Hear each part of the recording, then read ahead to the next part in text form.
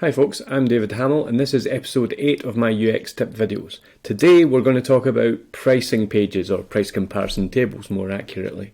Now you could probably write a book about this subject and somebody probably actually has.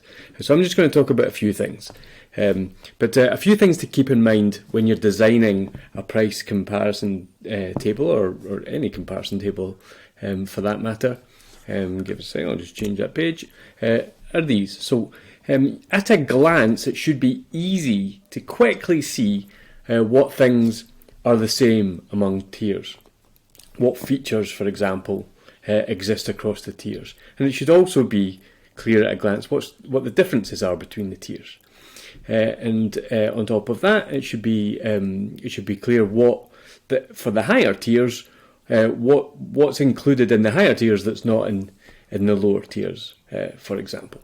Okay, so I'm going to talk about a few things. I'm going to use an example from some recent research that I did. It came up, and there were issues with it. And this is it here. Now, you would probably need to pause the video at this point to actually go through all of the design issues with this price comparison chart. Let's not touch on what website it's from, but I'm just going to talk about a few of those things in order to pass on some tips. Okay, so to begin with, keeping a tabular format is actually quite useful in these things for a number of reasons, and one is so that it makes comparison easy. So take, for example, this feature here. We've got 15 minutes of HR support per month from qualified professionals. We'll get on to how long that text is in a wee second. But it's actually quite difficult to compare that across tiers because the place that it features is up and down. That's sort of like having a table that's got different cells in different places. It's hard to actually compare that one feature across tiers because the line moves. So it's not the idea of a row hasn't been preserved. But also there are no sort of kind of row headers, and this means that everything has to be kind of repeated in words, and it ends up in that sort of soup of words that we see in the total design. So we've got is 15 minutes of HR support per month from qualified professionals. Now across all of the tiers, this is referring to HR support per month from qualified professionals. So we don't need to say that 5 times. We can say that once with a header. So for example, here are 2 examples from that thing. One is the length of the contract. You can just say header, contract length, 12 month, 24, 24. And then you can cut out the HR support from qualified professionals in each of those by having that as a header. And then just putting in the value. That makes that a whole lot easier to understand. The combination of removing the repetitive text, which removes the word soup, and also establishing a row so that it can easily be compared.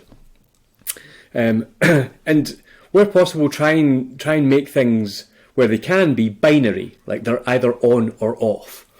For example, in this, across all of these tiers, access to the entire platform concerned is available in every tier. Now, again, because that's up and down, that's that's quite hard to understand. But on top of that, it's called out each time as access to the entire HR platform, rather than saying, "Do you have access?" Yes, yes, yes, yes, yes, yes. Yeah, so you could do that with that. So here I've taken some of the examples. I'm not going to recreate the entire table, and of course this is not what I'm proposing as a finished end design. It's just showing you the layout. But if everybody's got full access to the platform, or even if some of them don't, you can just use ticks to that because that's a binary. You've made it binary, yeah. And then lastly, the on higher tiers, there are things that exist that aren't in other tiers. Now, again, if we move those things to being binary, you can have them ticks and dashes to suggest whether they're there or not. But also wedging them in the middle makes them hard to spot, because if you see at the bottom of all these things, it's training, webinar, and blogs. They've all got training, webinar, and blogs. Somewhere in the soup is the additional features. So if you put those at the bottom, then you get something a bit more like that. So here you can see clearly at a glance what happens in Plan D that doesn't happen in Plan C, B, or A. Now, as a sort of slight side note here, I sort of favour ticks and dashes over ticks and crosses because the tick establishes the presence of something, and essentially what you're trying to do is communicate the lack of presence of something. And a big red cross doesn't really do that. So it's easier to see it at a glance if you've just got a little dash. But that's a sort of personal preference of mine. So here's some principles to leave you with. Preserve the row and column lines to make comparison easier. Cut out words by using headers. Make options binary where possible, and use ticks and dashes when you can do that.